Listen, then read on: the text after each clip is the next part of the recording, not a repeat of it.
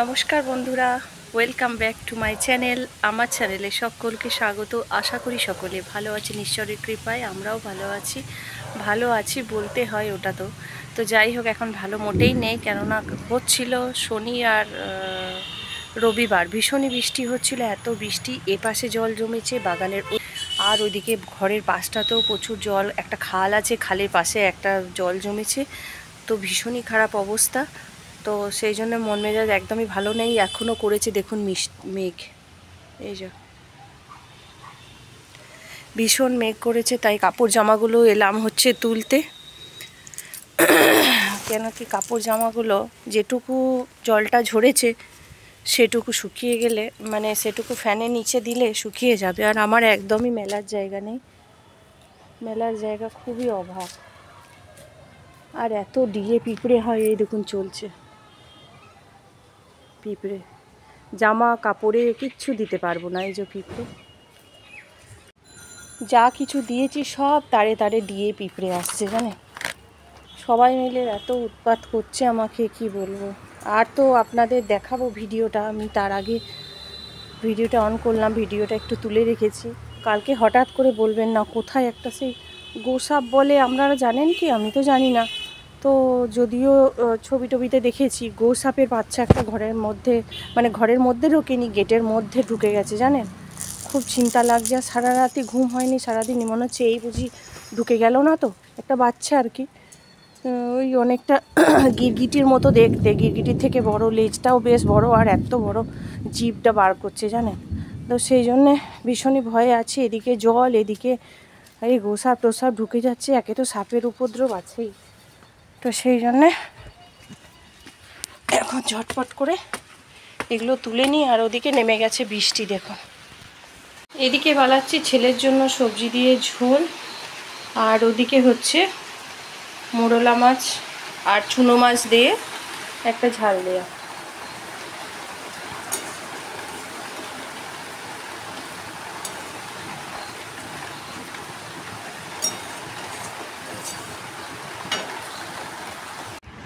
তো বন্ধুরা, চলে এসেছি ঘড়ির কাঁটায়, এখন বাজে হচ্ছে প্রায় 12টা।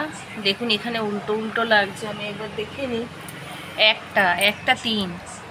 তো যাই হোক, 1:03 বাজে, ঘড়ির কাঁটায় রান্নাবান্না হয়ে গেছে। দেখালে আমি যে খুবই বৃষ্টি হচ্ছে, বৃষ্টি হয়ে এখন থেমেছে। আর ওর বাবা গেছে হচ্ছে পাত্র স্যার গেছে, ছেলে স্নান করেনি, নিচে লেখালেখি করছে। আমি বললাম দাঁড়া, আমি একটু বিছানায় বসে বসে একটু বন্ধুদের সাথে কথা বলে নিই। তো যাই হোক, এই রুমে বসলে না ভীষণ আওয়াজ হয়। এই রুমে কি, প্রত্যেকটা রুমে, দুটো রুমে বসলেই ভীষণ আওয়াজ গাড়ির, চৌমাথা রাস্তা তো। তো যাই হোক, যেটা বলছিলাম কি, যে গত শনিবার রাত থেকে রবিবার সারাদিন এত বৃষ্টি হয়েছে। আমার এই রুমটা, তার পাশে এই খালটা, আর এই দিকের এই রুমের পিছনে, এই যে রুমটা, জানলাটা, ওর পিছনে গাছ চারিদিকেই, তো এদিকেও জঙ্গল, এদিকেও জঙ্গল। একদিন আপনাদের দেখাবো যে কীরকম ভিউ, কীরকম অবস্থায় আমি থাকি আর কি। তো এদিকে তো প্রচুর জঙ্গল, দেখবেন জানলার, বুঝতে পারছি না, জানলাটা দিয়ে বোঝা যাবে।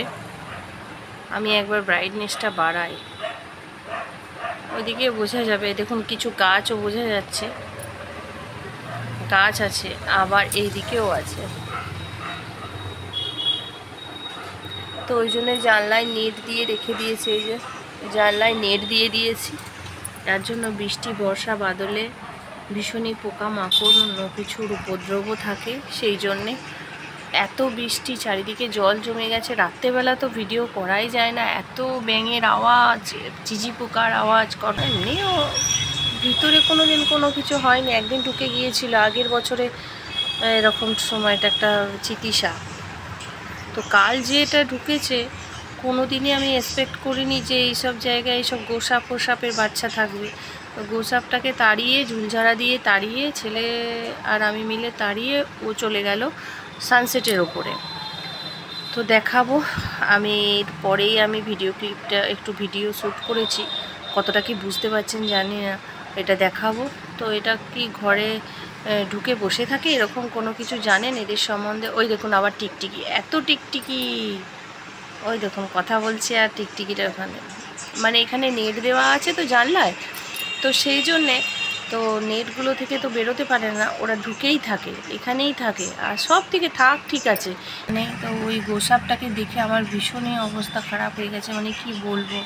তো এই যে ঘরে ঢুকে যাবে একটু ফাঁক দিয়ে, মানে রেলিংয়ের একটুখানি ফাঁক আছে, তো এত বড় জিনিসটা দেখবেন, দেখাচ্ছি, ছবিতে দেখতে পাবেন আপনারা, এত বড় হবে, আর এরকম মতো মোটা, আর লেজটা এত বড় সরু মতো, আর জিভটা ঠিক এতটা, জিভটা এতটা দিয়ে। কাল সারাদিন ভয় লেগে গেছে ভীষণ, তো দেখি একটা মিস্ত্রি ডাকবো, ওর ওপরটাও যাতে ঢাকা দেওয়া যায়। এখন আপাতত কাপড় টাপড় দিয়ে রেখেছি, কাপড় দিয়ে ওপরটা চারা দিয়ে দিয়েছি, নিচেতেও গ্রিলের নিচগুলো দেখবেন সামান্য ফাঁকা থাকে, সেগুলো একটু কাপড় দিয়ে গ্যাপগুলো পূর্ণ করে দিয়েছি।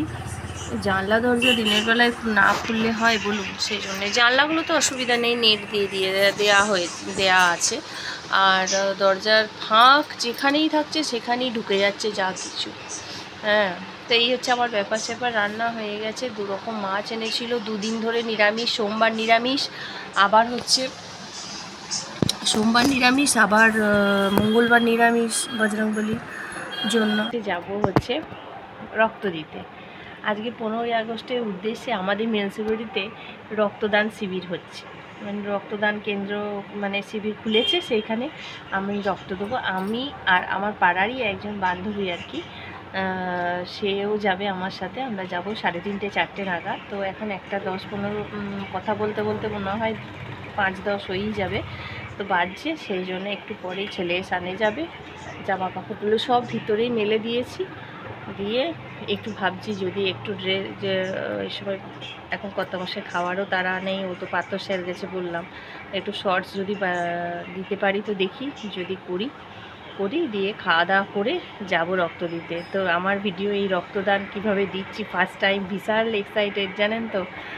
তো এতটা মানে বেশ ভালো লাগছে, অনেক দিন ধরে দেবো ভাবছি, আমার এই ফার্স্ট টাইম। তো আমি আমার কর্তামশাইকে দেখে হ্যাঁ উৎসাহী হয়ে আমি এটা দিচ্ছি, কেননা ও যে হসপিটালে যে পুরস্কারটা পেয়েছে বা একটা সম্মান পেয়েছে, এটা দেখে আমি বেশ খুশি। মানে বাহ, মানুষের এত সম্মান, রক্তদান তো করছে, মানুষের জীবন বাঁচাচ্ছে, কিন্তু এত সম্মান ওর।